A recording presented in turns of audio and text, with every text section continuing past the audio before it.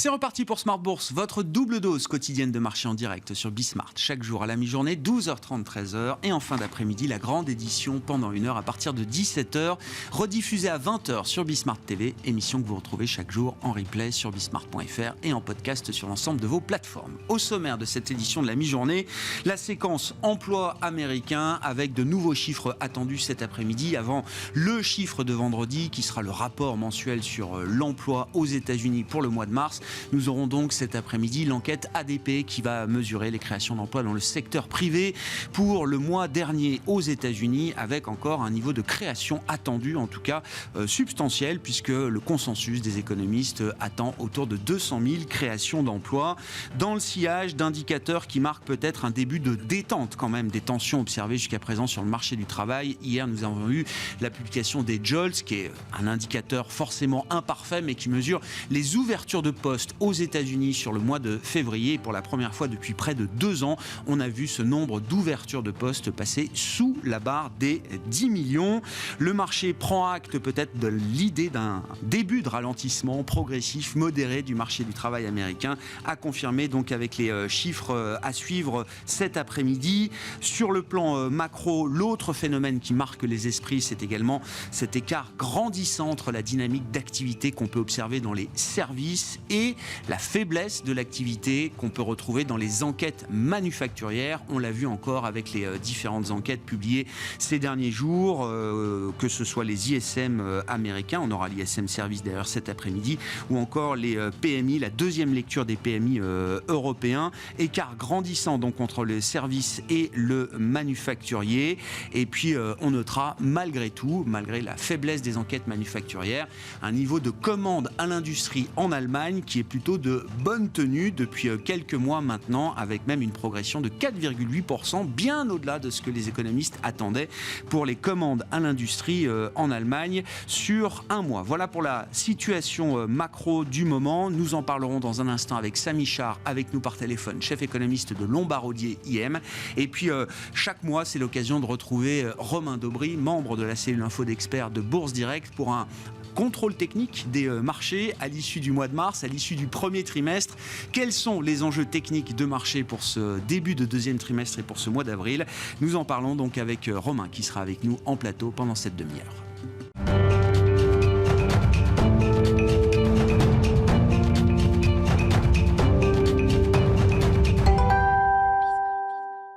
Mais d'abord, quelques commentaires et un peu d'analyse macro pour commencer cette édition de la mi-journée de Smart Bourse avec Samy Char, chef économiste de Lombardier, avec nous en visioconférence. Bonjour Samy, merci beaucoup d'être avec nous. Samy, les hausses de taux foudroyantes délivrées par la Réserve fédérale américaine pendant 1 an ont commencé à mordre. On l'a vu de manière assez spectaculaire dans la sphère financière au cours du mois de mars.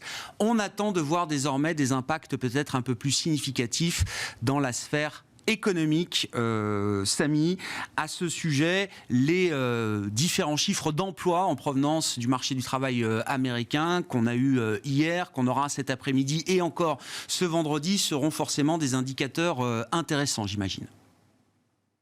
Oui, absolument. On a besoin de passer dans cette deuxième phase de l'histoire de désinflation. La première phase, ça a été le fait qu'on se soit remis du choc des chaînes de valeur et du choc énergétique. Progressivement, cette désinflation qui vient de l'énergie et du secteur des biens a joué à plein. Et maintenant, ce dont on a besoin de voir, c'est phase 2, c'est-à-dire la désinflation qui viendrait du secteur des services. Et pour ça, évidemment, on a besoin d'avoir une économie qui est maintenue sous pression, un marché de l'emploi qui se détend et évidemment une croissance salariale qui soit plus consistante avec un niveau d'inflation entre les 2 et 3%. Et on y va tout droit, seulement il y a besoin d'un tout petit peu de temps pour que effectivement les hausses de taux que vous avez mentionnées l'année dernière aient leur plein impact sur l'économie. On voit ça déjà au niveau du crédit bancaire, de la manière dont les banques peuvent impacter évidemment le cycle. Mais enfin, très clairement, on est dans ce processus. Il faut juste accepter que ce processus prenne du temps parce qu'on part d'un niveau très élevé en termes de robustesse du marché de l'emploi et en termes de l'inflation des services. d'activité entre l'industrie, le secteur manufacturier et le secteur des services. Samy, je ne sais pas si vous m'entendez, cet écart entre l'activité manufacturière et l'activité des services, elle peut générer justement encore un peu d'inertie dans la bonne tenue du marché du travail aux États-Unis, par exemple? Oui, évidemment que la réalité, c'est que l'économie américaine et d'ailleurs l'économie européenne aussi sont deux économies qui sont beaucoup plus résilientes que ce qu'on aurait pu croire au choc de taux qu'on a vécu l'année dernière. On peut aussi le voir comme une bonne nouvelle. Ça montre que quand même qu'il y a une certaine robustesse en termes de fondamentaux et qu'on est capable de se remettre d'un choc énergétique, de Covid et finalement même d'un stress financier. Mais enfin, quand même, petit à petit, on sent que certains secteurs clés de l'économie, en tout cas les secteurs qui sont sensibles à la hausse des taux d'intérêt, très clairement souffrent, montrent une certaine faiblesse et que donc petit à petit quand même la stratégie est la bonne. En revanche, c'est sûr que ça peut mettre du temps parce que, comme on l'a dit, les ménages, mais aussi les entreprises, montrent une certaine robustesse. Il y a un niveau de chômage qui est bas, il y a un niveau de profit qui est quand même élevé, un niveau de marge également qui est élevé, et tout ça dans un environnement d'excès de réserve, c'est-à-dire que tout le monde a pas mal d'épargne, que ce soit les entreprises, d'ailleurs les banques, mais également les ménages. Et donc, ça met du temps pour que le ralentissement économique et la hausse de taux vraiment atteignent vigoureusement et mordent dans la capacité des agents privés à consommer et à investir. Donc il faut simplement finalement du temps, mais c'est vrai que le comportement des entreprises montre très clairement il va peut-être falloir un peu plus de temps, mais pourquoi est-ce que ce comportement des entreprises est tel quel? C'est parce que quelque part les ménages peuvent le supporter, parce qu'ils ont de l'emploi, des salaires et de l'épargne. Et donc c'est pour ça qu'il faut accepter finalement qu'un certain temps soit mis en place avant que, encore une fois, cette désinflation des services arrive. À propos de comportement des entreprises, c'est une partie de la réalité qu'on retrouve de plus en plus dans le discours des banquiers centraux ces derniers temps, Samy. L'idée que la volonté de reconstituer les marges, voire de détendre les marges à des niveaux historiquement élevés dans la stratégie des entreprises, la stratégie prix des entreprises, est un facteur évidemment d'inflation, mais plus encore un facteur peut-être de persistance de l'inflation à un niveau trop élevé. C'était le sens d'un discours ces derniers jours de Fabio Panetta, par exemple, membre du directoire de la Banque centrale européenne, qui pointe du doigt la stratégie prix de certaines industries, de certains secteurs, de certains producteurs, en les mettant en garde d'une certaine manière, comme ces banquiers centraux pouvaient mettre en garde contre le risque d'inflation par les salaires il y a quelques mois encore. Ils mettent en garde aujourd'hui les entreprises qui auraient des stratégies prix peut-être trop jusqu'au bout, pour dire les choses.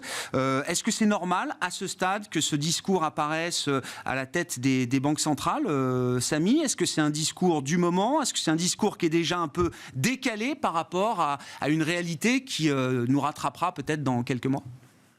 Oui, c'est surtout un discours qu'on a beaucoup entendu aussi outre-Atlantique. Même Biden, le président américain, avait fait référence à ce comportement qui n'aidait pas de la part des entreprises. Et c'est vrai qu'évidemment, elle tire un petit peu parce que elle cherche peut-être un effet de rattrapage, elle cherche à prolonger la capacité à maintenir ses marges. Mais soyons francs, si elles le font, c'est que quelque part, elles ne voient pas la réduction de la consommation, c'est que les ménages sont capables d'encaisser ces hausses de prix, et c'est peut-être ça qui est le plus surprenant. Mais il y a évidemment une limite à ça. Au bout d'un moment, le choc sur le pouvoir d'achat est trop grand, et ces entreprises finiront par jouer le jeu de la compétition et baisser. Mais c'est vrai que ça montre quand même que, mine de rien, les entreprises ont pu passer ces hausses de prix très très confortablement, beaucoup plus confortablement qu'on aurait pu le penser. Maintenant, c'est un tout petit peu facile de leur remettre sur le dos l'épisode d'inflation qu'on est en train de vivre. Cet épisode d'inflation, il a eu d'autres sources, l'énergie évidemment, les chaînes de valeur, et puis quand même un taux de chômage qui était très très bas avec une croissance salariale qui est là. On va dire que ce comportement des entreprises prolonge un peu, mais ceci dit, la désinflation semble quand même inéluctable parce qu'on a un ralentissement économique, les banques centrales sont en train d'appuyer sur le frein et petit à petit, l'emploi va se détendre et les entreprises vont devoir accepter de jouer la compétition des prix.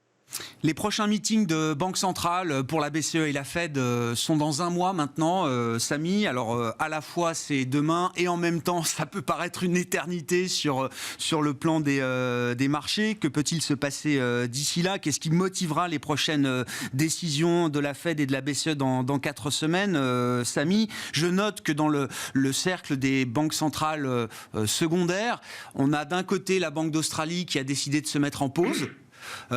Et de l'autre côté, la Banque de Nouvelle-Zélande, ce matin, qui a surpris avec une hausse de taux à nouveau plus agressive. On reparle de jumbo hike, puisque le marché attendait une hausse de 25 points de base. Et finalement, la Banque centrale de Nouvelle-Zélande a décidé de délivrer une hausse de 50 points de base. Est-ce que c'est à peu près le genre de situation ou de conversation qu'on va retrouver parlant de la Fed et de la BCE dans un mois? Non, j'ai le sentiment quand même que la RBA, donc la Banque d'Australie, est peut-être un peu plus en ligne avec ce qu'on va voir côté américain et européen. Le calcul a clairement changé pour ces banques centrales. Déjà, on sent bien que le fait de pousser les taux terminaux à 4 et au-dessus en Europe et à 6 et au-delà aux États-Unis, on atteint la limite et on va très certainement être en dessous. Donc la stratégie a changé d'une stratégie de hausse continue des taux d'intérêt jusqu'à ce que l'inflation montre des signes de faiblesse plus importants. On bascule vers une stratégie de OK, on monte les taux à un taux terminal un peu plus bas, donc peut-être 3,5 en Europe et on va dire 5,5 aux États-Unis, mais on y reste pendant longtemps, qui était un petit peu la stratégie évoquée en fin d'année dernière, jusqu'à ce que les chiffres économiques surprennent à la hausse en janvier. Donc on revient à cette stratégie probablement de taux terminaux un peu plus bas, mais par contre pendant un peu plus longtemps, et je pense que la Banque d'Australie est très claire sur ce fait. On approche des taux terminaux et maintenant il va s'agir de maintenir cette pression jusqu'à ce que l'inflation des services baisse. Mais il y a deux choses qui permettent à la BCE et à la Fed de faire ça. C'est que déjà le stress financier est une indication, mais en plus la tendance d'inflation est plutôt favorable. On a vu les chiffres d'inflation européens, mais également les chiffres de l'emploi américain qui semblent indiquer que la stratégie d'un taux terminal un peu plus bas que ce que le marché anticipait il y a 3-4 semaines et maintenir ces taux à ce niveau-là semble être la bonne, en adéquation avec, encore une fois, la réalité des chiffres qui se sont quand même bien calmés par rapport à ce qu'on avait début janvier. Patience, persistance, vigilance, voilà les mots d'ordre qui animent aujourd'hui les stratégies de Banque centrale. Merci beaucoup Samy. Samy Char qui était avec nous en visioconférence, chef économiste de Lombard-Odier IM.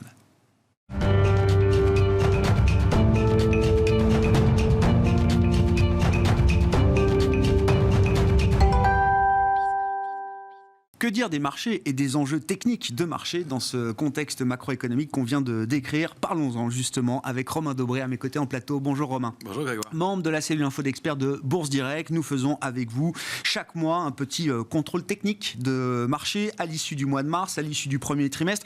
Mars qui avait quand même tous les éléments pour être un mois de baisse, de consolidation des indices actions. Ça paraissait même plus que légitime et ça n'a pas été le cas. Non, ça l'a été, mais ça a été rapide. Et en témoigne la volatilité. Ça a été le mois de rattrapage des indices américains. Nasdaq en tête, plus de 9% de progression pour le Nasdaq, dans des progressions de 0,75 pour le CAC 40 à 1,81 pour l'Eurostoxx. Ce qui est à noter, c'est effectivement les plages de fluctuation des indices. Plus de 8%, presque 9% de plages de fluctuation pour le CAC 40. 8% de plages de fluctuation pour le S&P qui progresse finalement de 3,51%. On a même eu l'IBEX qui a fluctué dans 12% au cours de ce mois-là pour terminer en baisse de 1,73 seulement. Donc on a évité le pire, en tout cas sauvé les meubles manifestement en fin de mois et assez sur la dernière partie du mois et sur la dernière ligne droite. Ce qui est intéressant, c'est qu'on le constatait il y a un mois de ça, il fallait quelque chose de fort pour que le repli se mette en place. Tous les acteurs du marché demandaient un repli et attendaient un repli, soit pour renforcer les positions, soit pour rentrer, puisqu'on savait que ce mouvement de hausse s'était construit brutalement, sur fond effectivement de scepticisme et de contre-pied, et de pessimisme même au départ, et de contre-pied, et puis que pas mal d'acteurs étaient passés à côté. Donc on se demandait quel pouvait être le signe fort, et c'est la crise bancaire qui l'a offert, ce retracement.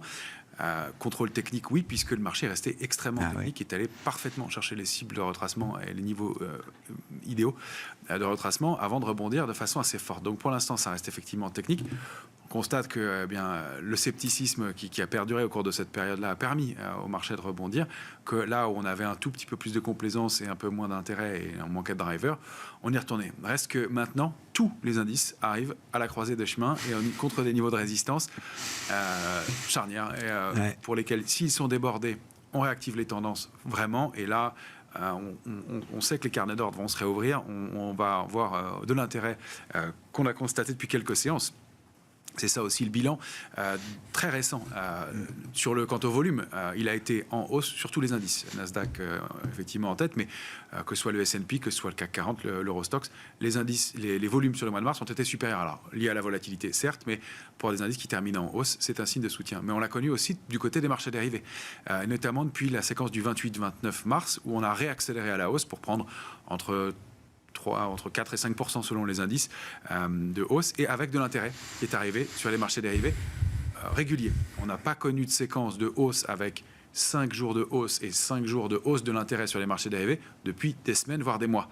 Donc c'est le cas. Alors, les intérêts ne sont pas gigantesques, mais ils sont de l'ordre de 1,5 sur l'Eurostoxx, à 6 sur le CAC 40, 6,5 sur une séquence très courte. On a 4% de hausse de la position ouverte sur le S&P. C'est significatif. Ça signifie deux choses. D'une part, on n'a jamais connu de pression baissière dans cette séquence-là. D'autre part, on se rappelle que la séquence septembre-janvier, voire février, avait été le terrain de rachat de short par beaucoup de grosses mains, de gros fonds. Bloomberg l'avait confirmé. Donc, on sait qu'il y a des liquidités disponibles. Maintenant, c'est voir comment elles vont être employées. Est-ce que ces gros acteurs qui ont des boucliers attendent des points hauts pour re-shorter, ou est-ce qu'ils veulent rentrer? Nous, on y voit plutôt, et les graphiques vont nous permettre de le confirmer, une zone d'accumulation, notamment sur le S&P, et une possible sortie par le haut. Maintenant, attention aux faux mouvements, aux fausses sorties. Dans ce contexte-là, il y a une période d'indécision. Et là, à très court terme, ce qui va être intéressant de surveiller, c'est qu'effectivement, on arrive contre des niveaux de résistance majeurs.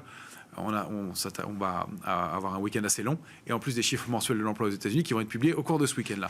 Donc, 4 jours sans pouvoir intervenir. C'est bizarre, oui. Le calendrier du Bureau des statistiques du travail américain a oublié que vendredi était un jour férié sur les marchés. Exactement. Et ça crée un petit peu de tension depuis 24 heures et un petit contre-pied hier. Donc, on le voit. On prend un peu de bénéfice, sans appuyer, mais pour l'instant, qui est significatif. Cette zone d'accumulation dont vous nous parlez, qu'on voit d'ailleurs sur le S&P 500, sur un graphique mensuel, on voit bien que ça fait des mois qu'on est dans cette histoire d'accumulation. Depuis le mois de novembre, ça fait 5 mois, effectivement, qu'on ne rompt pas en clôture, et même qu'on préserve nettement en clôture mensuelle, le niveau de 3810 points, qui était un niveau charnière, graphique, technique, qu'on avait réussi à déborder en octobre, et on le préserve depuis. Donc oui, ça ressemble à un niveau d'accumulation. On voit les mèches basses autour et au-delà de 3810 jusqu'à 3956. On surveille, on n'aime pas beaucoup le bémol de la mèche du mois d'avril, donc la dernière bougie rouge mensuelle. Effectivement, ça c'est moins joli dans la construction, si on peut dire. Reste qu'on accumule en partie haute et qu'on est allé buter pile sur le niveau de résistance qui va être le niveau de réactivation haussière, 4132 points. Alors c'est 132 et un peu plus. On le détaillera avec le Nasdaq, mais c'est un niveau clé. On est monté à 4133 hier sur le S&P avant de buter dessus. Et c'est un niveau clé. Pourquoi? Parce que ça correspond aussi au gap baissier du 22 août dernier, gap hebdomadaire, qu'on avait ouvert au cours d'une séquence qui avait déclenché un mouvement baissier. Les indices européens l'ont largement débordé depuis, mais sur les indices américains, ça n'est pas le cas. Et on sait, on l'a évoqué plusieurs fois, c'est notre plafond de verre. Si on réussit à se réinstaller au-dessus, ça ouvre la voie à un changement de tendance de fond. Donc, on est vraiment à un moment clé, avec du volume en hausse, de l'intérêt qui vient dans le sens d'une poursuite. Donc, les probabilités vont plutôt dans le sens de la poursuite. Ça va être à confirmer, bien entendu, avec un peu de potentiel que vous voyez indiqué ici. Que nous apporte dans l'analyse le message envoyé par le Nasdaq, qui fait son grand comeback, on va le dire comme ça. En tout cas, le mois de mars, vous avez signalé, Romain, que c'était l'indice qui avait connu la meilleure performance au cours du mois écoulé, sur fond de stress bancaire, on le rappelle. Est-ce que c'est l'idée qu'une nouvelle dynamique de marché est en train de se mettre en place? C'est ce qu'on lit, effectivement, parce que, encore une fois, c'était hausse avec du volume. C'est toujours un signe important et nécessaire à la hausse. Une progression importante, 9,46 sur le mois de mars, plus de 20% depuis le début de l'année pour le Nasdaq, qui redevient l'indice fort. Alors, il est quand même très en retard. Il redevient leader, là? Il redevient leader. Donc, oui.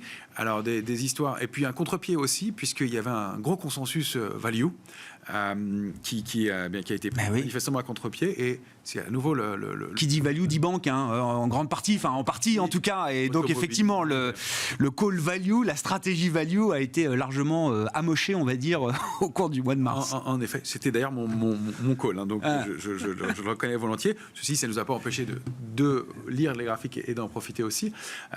Mais il se trouve que le Nasdaq, de la même façon, forme une structure importante, un double bottom autour de la fin de l'année et début de l'année, accélère, donne des signes de doute et puis finalement déborde des niveaux de résistance majeurs, va toucher une première cible extrêmement importante et a mis un pied hier dans le fameux gap du 22 août sans le combler parfaitement. Il reste légèrement ouvert, un peu au-delà de 13 210 points. Ce gap hebdomadaire, on savait qu'il aurait une signification importante et donc il va falloir des drivers pour le déborder. Et là, on arrive après un rallye aussi intéressant, un mois de mars assez épique et brutal, et puis des hausses de 4 à 5% au cours des 5 ou 6 dernières séances, en l'absence de driver. Pas de banque centrale à très court terme, des chiffres mensuels de l'emploi qui évidemment seront importants, mais c'est surtout l'attente des publications trimestrielles des entreprises qui va débuter à partir de la mi-avril qui va être le nerf de la guerre pour la poursuite ou non de ce mouvement. Et donc il est légitime qu'on assiste à une pause sous des niveaux de résistance majeurs, donc des cibles techniques parfaitement atteintes, et puis des niveaux clés à déborder ou non, en l'absence de confirmation. Donc, et en plus avec ce hasard du calendrier, mais qui fait que ça nécessite un peu de prudence. Donc, prise d'élan ou retournement, c'est ce qu'on va devoir voir. Attention aussi aux fausses sorties contre ces niveaux-là, on les surveillera aussi, il ne faut pas avoir un biais trop marqué, mais le potentiel aussi sur le Nasdaq est de l'ordre de encore quelques pourcents pour aller chercher au moins graphiquement ce que nous donnait le double bottom, des niveaux situés entre 13 720 et 13 885 points, si on arrive à se réinstaller au-dessus de ce fameux gap et de ce niveau de 13 210 points. On rappelle la séquence, effectivement, donc séquence emploi cette semaine sur le marché du travail américain. Ensuite, les résultats d'entreprise qui vont commencer à revenir peut-être à partir de la semaine prochaine et monter en puissance à partir de mi-avril. Les chiffres traditionnels d'inflation, etc. Et puis, les prochaines réunions de Banque centrale, c'est 2 et 3 mai pour la Fed, je crois, et 4 mai pour la Banque centrale européenne, avec donc dans l'intervalle ces résultats d'entreprise qui redeviendront une nourriture importante pour les investisseurs. Autre phénomène fascinant, c'est d'avoir vu les indicateurs de stress se détendre alors très rapidement sous l'action des banques centrales pour protéger le système bancaire et retomber jusqu'à des niveaux incroyables. Le VIX, je crois l'avoir vu sous les 19 encore ces derniers jours, Romain ? Oui, tout à fait. Et il reste très technique, vous le voyez ici, entre 17,95 et 18,36. Et rebondit encore sur ce niveau de support. Ça signifie qu'on n'entre jamais en clôture en zone d'optimisme qu'on a fixée de façon peut-être un peu arbitraire, mais graphiquement, on voit que c'est très net, sous 17,95 sur une clôture hebdomadaire. Donc, quel que soit le contexte, et même si on se détend très très vite, on a touché 28, et le niveau d'alerte forte, d'ailleurs on est resté en dehors de ce niveau d'alerte forte, qu'on a fixé depuis longtemps, encore une fois, ce ne sont pas des niveaux ajustés. Donc entre 18,36 et 21,62, on est toujours en vigilance, donc toujours en scepticisme, si on veut reprendre les termes de Templeton. Donc on a encore des investisseurs engagés, sous-investis, qui ont des liquidités et du potentiel de hausse. Alors effectivement, à court terme, on voit des réactions un petit peu rapides sur le niveau de 17,95, 18,36. Il peut y avoir peut-être un peu de volatilité avant et au cours de la saison des publications, pourquoi pas, et puis un peu de prise de bénéfices. Mais on est loin de l'optimisme et donc encore plus loin de la complaisance et du niveau de risque de retournement. La construction fait que les opérateurs ont toujours des liquidités disponibles et de la place pour rentrer. Comment est-ce que la croisée des chemins se traduit pour le CAC 40 spécifiquement, Romain sous des niveaux clés, sous des tops touchés en 2022, sous lesquels on avait nettement baissé, et puis retouchés en début d'année, et qui offrent évidemment une zone de résistance que le marché ne pouvait pas ignorer, notamment avec une question de timing assez parfaite. On se souvient que le niveau de retracement idéal, c'était la borne haute du canal haussier de long terme, et la zone 6830 et cette borne haute. L'indice est venu parfaitement s'appuyer dessus, et si ça s'est fait dans un contexte de stress, bien certains opérateurs y ont trouvé des points d'intérêt et des points d'entrée rapides. On est tout de suite parti retoucher ces niveaux-là. Donc on est dans un grand trading range sur les CAC 40, 6830, 7385 sur le cash, c'est 7398 sur le futur. Il y a des ajustements liés à la période de versement de dividendes et au taux d'intérêt. Mais la poursuite haussière, elle serait déclenchée si on arrive à clôturer au moins sur une clôture hebdomadaire au-delà de 7385 points. Encore une fois, qu'on reprenne un peu d'élan, qu'on aille sur appuyer sur 7246, pourquoi pas. Ce qu'on sait, c'est qu'au-delà de 7098, On a construit cette hausse avec du soutien, avec de l'intérêt, avec du volume. Il ne faut pas repasser en dessous. Ce serait invalider l'impulsion haussière qu'on a connue depuis les dernières semaines. Ça ne remettrait pas en cause toute la tendance, mais ça donnerait du plomb dans l'aile à ce scénario haussier et cette poursuite haussière. Donc des scénarios possibles de hausse ensuite. Ce sont des feuilles de route. Je ne dis pas que le CAC 40 va aller à 8000, mais quand on a un trading range 6830, 7385 et qu'on le déborde par le haut, la cible légitime, la prochaine, c'est 7940. Ça fait 8% de hausse encore sur l'indice CAC 40. Voilà. Encore une fois, c'est des choses qu'on va monitorer. Ça nous permet de suivre une trajectoire. Ça n'est pas une prévision, une prédiction de l'évolution de l'indice. Très clair. Du point de vue des secteurs, voire de la logique de stock picking, qu'est-ce qui a changé au cours du mois de mars, Derrière le niveau des indices, effectivement, quand on regarde d'un mois sur l'autre, on a l'impression qu'il ne s'est rien passé, mais en termes sectoriels et en termes de stock picking, est-ce qu'il y a eu des bouleversements majeurs entre les secteurs forts ou les valeurs fortes et ceux qui étaient faibles ? Pas vraiment. On a peu de secteurs qui ressortent du lot. On voit depuis quelques jours des frémissements sur l'énergie. Merci la hausse du pétrole et l'annonce de l'OPEP. Donc de ce côté-là, oui. Tech, évidemment, la Nasdaq en tête. Et puis le luxe. Et donc globalement, les valeurs fortes de cette séquence sont Sanofi, le luxe, Airbus récemment, Danone, Engie, Orange. Autant dire...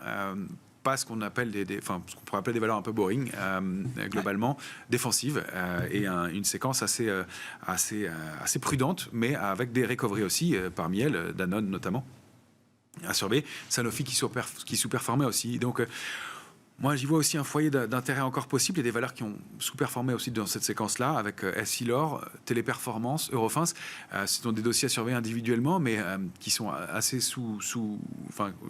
très très en retard. Sous-côté. Sous-côté. Téléperformance, il y avait ce problème de gouvernance qui est en train d'être résolu, manifestement. Donc peut-être quelque chose, un rattrapage de ce côté-là. Encore une fois, des signaux qui vont être à confirmer, mais des foyers d'intérêt possibles pour les opérateurs. Et puis donc, pas de logique sectorielle très très marquée. Donc une participation assez globale sur l'ensemble des secteurs. Et c'est intéressant aussi, puisque ça donne un aspect de solidité dans le marché. Un mot pour finir des matières premières. Est-ce que la baisse du compartiment des matières premières entamée au cours de l'année 2022 est en train de s'épuiser, Romain ? C'est possible. On touche un niveau de support majeur sur l'indice Thomson Reuters CRB que vous avez ici sous forme d'un panier, l'Ixor, Amundi, et le produit rebondit sur un niveau de support depuis quelques heures, s'arrête donc à 21,62 et peut-être dans une structure en biseau. Ça offre un hedge intéressant contre l'inflation, un potentiel de hausse qui peut être assez marqué. Et on a vu le pétrole rebondir sur le bas de son canal baissier de long terme maintenant. Et puis des indices comme l'or et l'argent très très largement profité de ce mouvement. L'argent est d'ailleurs en train de déborder un niveau de support, de résistance qui devient support 24,40 et qui offre peut-être un potentiel haussier très très significatif pour les semaines ou les mois qui viennent. Ça fait partie d'une bonne couverture dans ce contexte de tension. Merci beaucoup Romain pour ce point complet sur les enjeux techniques de marché à l'issue du mois de mars et du premier trimestre de cette année 2023. Romain Daubry, membre de la cellule info d'experts de Bourse Direct, qui était l'invité de Smart Bourse à la mi-journée aujourd'hui. On se retrouve bien sûr à 17h en direct sur Bismart.